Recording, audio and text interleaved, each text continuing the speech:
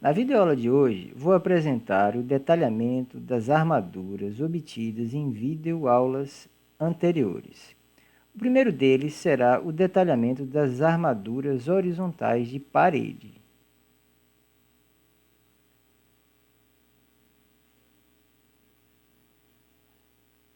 Neste, as barras são desenhadas em planta, numa escala adequada e de fácil visualização para os armadores.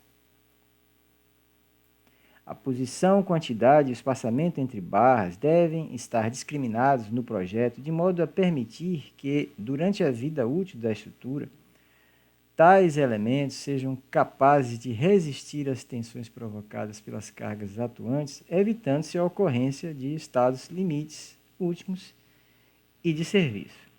Então, nesse detalhamento de armaduras horizontais de parede, desenhado na escala 1:100, vê-se a disposição em planta de ferros corridos, horizontais, como eu disse, de laços nos cantos, especificando as quantidades das barras, a numeração, a bitola, o espaçamento e os comprimentos de ancoragem e comprimentos totais.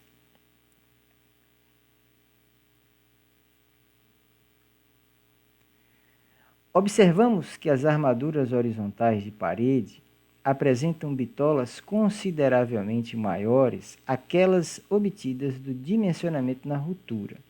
Isso se deve ao fato de que, em obras hidráulicas, onde há necessidade de garantia de estanqueidade, o dimensionamento deve prever a possibilidade de ocorrência de deformações impostas à estrutura, entre elas a retração do concreto. Nos 5 primeiros dias da concretagem, quando há predominância da retração térmica, o material ainda não possui resistência suficiente para resistir às tensões de tração provocadas por restrições à deformação.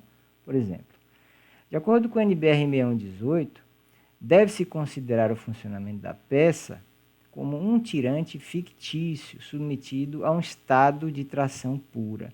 Dessa forma, em atendimento ao item 17.3522 da referida norma, chegamos a uma taxa de armadura horizontal de parede significativamente maior, bem como na laje de fundo, como será visto. Esse tema tem sido objeto de discussão e falta de consenso no meio técnico. Isso, no entanto, não dá anuência ao descumprimento de norma, em função de uma necessidade de redução de custo.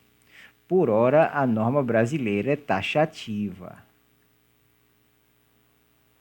não abrindo mão do seu atendimento, sob pena de que, caso ocorram fissuras de retração na estrutura, isso pode acarretar o escoamento das armaduras e ocorrência de estados limites últimos. O cálculo dessas armaduras mínimas de combate à retração, segundo a norma, pode ser substituído por métodos alternativos, entre eles os que envolvem análises não lineares.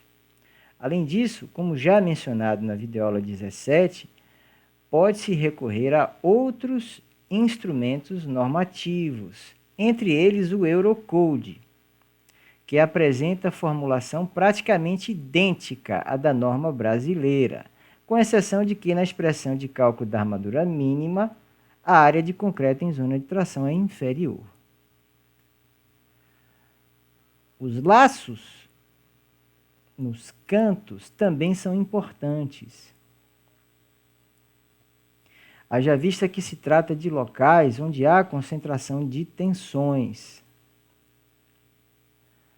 Devem sempre ser utilizados entre paredes e entre paredes e lajes, principalmente se houver a possibilidade de uma das câmaras trabalhar vazias, em eventuais manobras de limpeza e inspeção. Essas armaduras, a priori, poderiam ser dispensadas em estruturas menores, em função da magnitude das armaduras de combate à retração obtidas, que superam as decorrentes dos esforços solicitantes. No entanto, em caso contrário, seu uso é indispensável.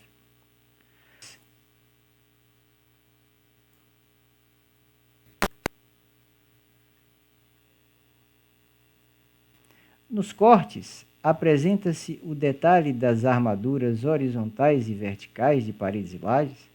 Registro que as armaduras verticais são governadas pelas tensões devido às ações atuantes e as armaduras horizontais pelo fenômeno da retração.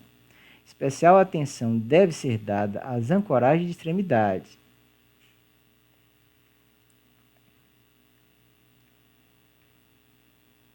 Haja vista que os espaçamentos mínimos entre barras devem ser atendidos de modo a evitar o congestionamento de barras e a formação de nichos de concretagem.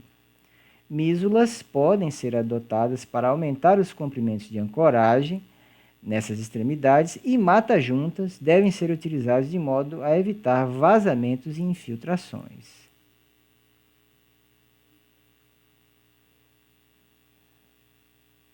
A simetria da estrutura também é importante, porque facilita o cálculo e o dimensionamento e o detalhamento.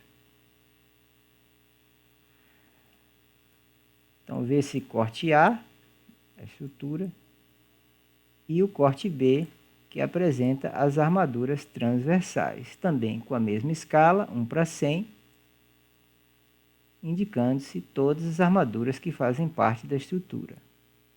Quantidade, a posição com a numeração, as bitolas, os espaçamentos e os comprimentos.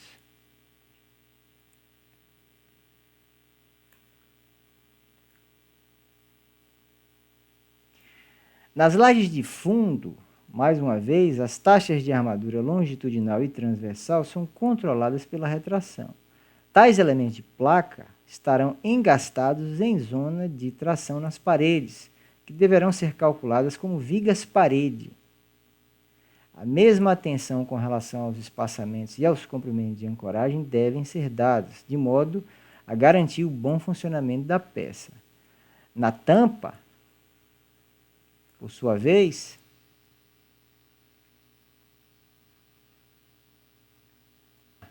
pode-se considerar os mesmos critérios de laje de pavimento, já que não há necessidade de estanqueidade.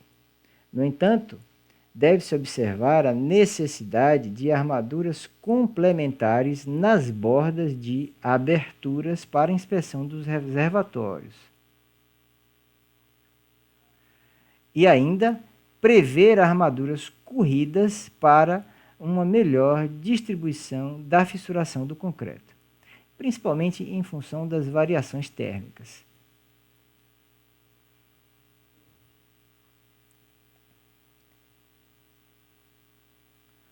Por fim, deve-se discriminar todas as armaduras detalhadas no quadro de ferros, onde especifica-se a posição, quantidade, comprimentos unitários, comprimentos totais e o peso das barras. Essa estrutura consumiu um total de 6.556 kg de aço CA50.